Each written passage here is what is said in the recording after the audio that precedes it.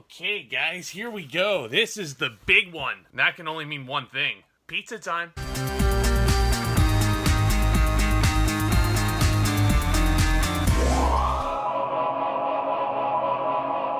You guys really thought I was gonna eat that whole pizza on the air. But guys, welcome back to my channel where I love discussing all brand new things cinema and entertainment. I'm so appreciative you guys decided to click on this thumbnail today. I really hope you enjoy your stay, because judging from the title, we're looking at Spider-Man 2. A lot of people consider this the greatest superhero movie of all time, so no pressure. Yes, this was the long-awaited sequel to the 2002 cinematic extravaganza. Once again, it was directed by the one and only Sam Raimi, once again starring Tobey Maguire, J.K. Simmons, Kirsten Dunst, James Franco, and it also introduces Alfred Molina as Dr. Otto Octavius, who I cannot wait to discuss with you all. And the aforementioned Dr. Octavius is transformed into Doc Ock, a cyborg with deadly metal tentacles when a failed nuclear fusion experiment results in an explosion that kills his wife. And Doc Ock blames Spider-Man for the accident and seeks revenge. Meanwhile, Peter Parker is facing fading powers, self-doubt, the stress of the responsibility he's taken on. It's super deep stuff. Of course, complicating matters are his best friend's hatred for Spider-Man and his true love's sudden engagement to another man. And I do mean sudden engagement. But I'm getting a little bit ahead of myself, my friends.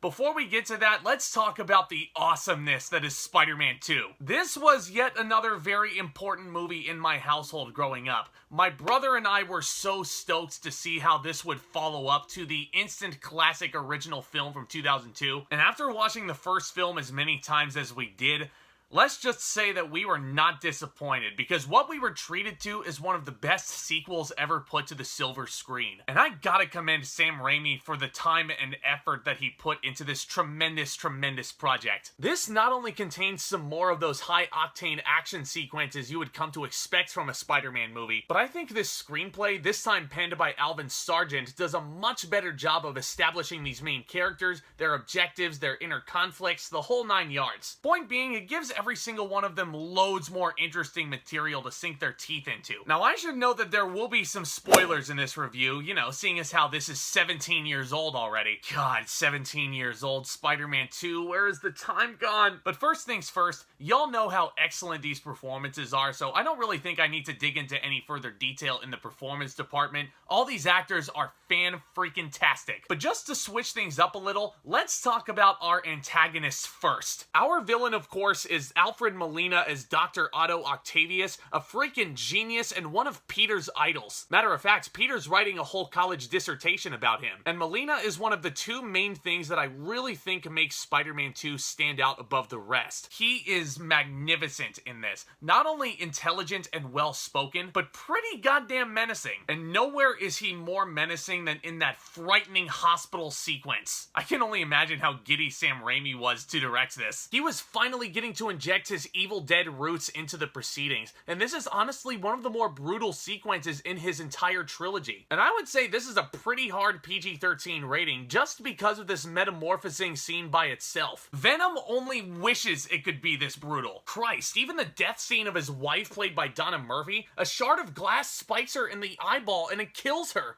Yuck! But both of those scenes make his changing into the villain all the more tragic. It feels very Shakespearean in a way. Which, for those of you who don't know, I really dig me some Shakespearean character studies. Seriously though, Molina did some fantastic work with this character. I cannot wait to see how this character evolves in No Way Home. You know, beyond George Washington Bridge. But I believe that the other thing that makes Spider-Man 2 work so incredibly well is Tobey Maguire as Peter Parker / Spider-Man. He once again not only kills it in this, but he captures the duality between both alter egos absolutely wonderfully. And the script plays a key part in capturing this as well. But it would not nearly reach this level of brilliance without Tobey Maguire. Just the exploration of his inner struggles, trying to be a normal everyday college student while juggling the responsibility of the wed suit, it's so good. And the script is very clever to make it easy for us as the audience to root for Peter Parker. And how do they do this, you might ask? They keep hammering this kid into the dirt, of course. Every possible little event that could work against Peter Parker is shoved into this screenplay. Just from the offset and that opening pizza scene, you know what his character's journey is gonna be like. Mr. Aziz is hammering into this kid, and that whole pizza sequence is super fun to watch. You have 42 blocks to cover in 7.5 minutes. You're a nice guy, Peter, but you're just not dependable. Whoa. He just stole that guy's pizza! On a side note, how silly is it that Mr. Aziz just rips off the sticker to Peter's bicycle helmet to put an exclamation point on giving him the pink slip? That right there really sets the tone that this movie is gonna be silly, entertaining fun. But not only that, it tells you that you're gonna be exploring loads of inner drama for this poor kid. He's flunking school and a class with Dr. Connors in a much better outing for the character than whatever Mark Webb tried to do. But of course, you gotta balance that out with some comedy, and nowhere is that more prevalence than Peter Parker's struggles at the Daily Bugle with J.K. Simmons as J. Jonah Jameson, still proving with this movie why this is the best casting choice ever. Get your pretty little portfolio off of my desk before I go into a diabetic coma. Get out of here! Now, of course, Peter's also having a falling out with the vengeful Harry Osborn. Now, here's the thing, guys. I really don't think James Franco gets enough credit for how excellent he was in this. The tension between him and Peter feels so warranted, earned, and again, for lack of a better term, tragic. And it's all because Peter won't tell him where Spider-Man is, even though Peter is taking his picture for the Daily Bugle. I wonder why he won't just tell Harry. But joking aside, perhaps the most famous character dynamic to come out of Spider-Man 2 is the romance. Peter cannot tell Mary Jane Watson how he truly feels because he fears for her life. This all feels perfectly built upon what those two went through at the end of Spider-Man 1 in the graveyard. Moral of the story, with all that bad luck being thrown in his direction, some like a drunken Harry slapping him in the face, and then him figuring out MJ is engaged happening within seconds of each other. It's almost disturbing to see this kid looking so down in the dumps. And after a moving hallucination scene with Cliff Robertson once again killing it as Uncle Ben, he becomes Spider-Man no more. And I vividly remember when I was a young kid watching this in the theater, when he tossed that supersuit in the trash, there were audible gasps. That's how much of an impact this guy had on people. And that's all accentuated through a very moving monologue by Rosemary Harris as Aunt May, who I'm sure was very excited to see all this character work that she got to sink her teeth into. I'm not kidding. There's tension between her and Peter in this when he reveals he could have stopped Uncle Ben's murderer in a very moving kitchen scene. But here's the thing. That subtextual monologue from Aunt May about how everyone needs a hero ultimately is what this movie is all about. What a resounding message that it carries. So much so that when he eventually does take the suit back from Jameson, it's made all the better. And that third act just feels so cathartic and incredible in every single way. Starting with that train sequence, and yeah, I don't really think you need me to tell you how unbelievable it is, because let's face it, you've seen it already. It is high-octane, edge-of-your-seat thrills, ending with the most memeable face Tobey Maguire ever made in this trilogy. Joking aside, I feel like I need a nap after seeing all of that insanity. But then it just gets better, and the drama intensifies after that. The whole town coming together on the subway to hide this kid's identity was truly moving. It's just a kid.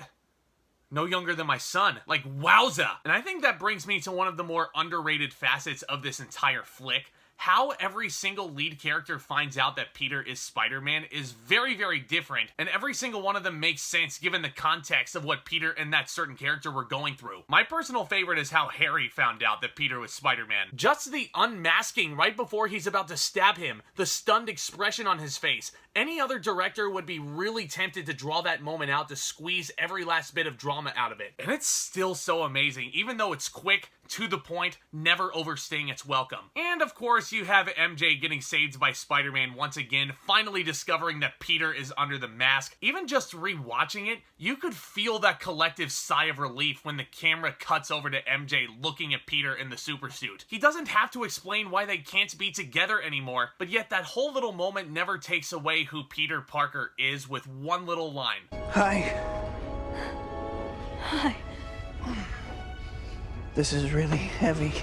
Awesome. And this script, once again, very cleverly saves the best stuff for last. That is the best stuff that could happen to Peter. Of course, that's when MJ decides to make her own choice and they finally get together as a couple. Guys, this movie is insanely good. I think it's one of the better superhero movies ever put out there. One of the best sequels ever made. But I do have a few nitpicky issues with Spider-Man 2. First things first, I think Spider-Man 1 altogether is a better paced movie than the second one. And this isn't necessarily a bad thing, but think about it if you put yourself in a child's shoes. When I was a kid, I found it really jarring to go from the highly intense and fun action sequences of the first film and then cut to this really intense drama and character study. And trust me, this isn't a bad thing at all, but I feel like young children won't get into Spider-Man 2 as much as its predecessor. And perhaps my biggest issue with this movie, as investing as the romance between Peter and Mary Jane is, there are a lot of very forced plot devices hidden within that romance. How about when Peter can't make the 8 o'clock curtain to see MJ starring in The Importance of Being Earnest? That does lead to another incredible cameo from Bruce Campbell as the usher. Shoelace.